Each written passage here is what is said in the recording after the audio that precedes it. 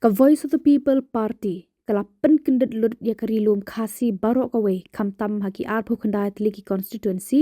taka jingla jong Kaban job Haduh khat Ngut naki arpo khandai tliki constituency kabamut yaki khat artri kiwe patki constituency lahaban yasam hapadeng ka NPP UDP HSPDP bat ki kertong shiman ki kertong ka VPP ki ba job hakani ka election ki kentup yakini harum namau hati kenjo rang thong na sning ban rikus nong steng na roy isen hin na sorang kam Bill Clinton wan kar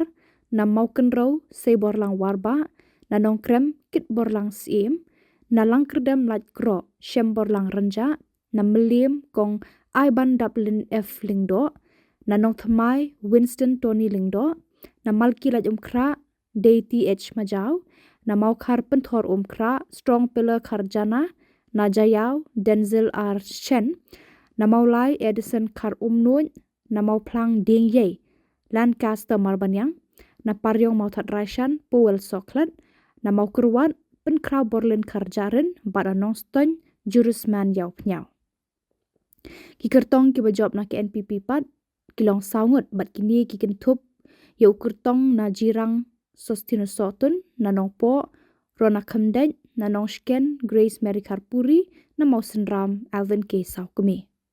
Ki kertong ki bajob na ka United Democratic Party ki dan Ngut bat kini ki kentup bi ukurtong na Shella, Bariku Parsen Rem, Sora, Tito Starwell Khan, Nongspung Soyong, Senshar Kupar Roy, Lingdo Taba,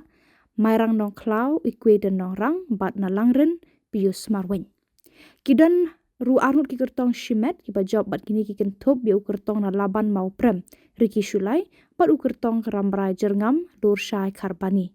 kadba yaka shisit jangka HSPDP la yo da Australia Rashir na Mau Shenrut constituency.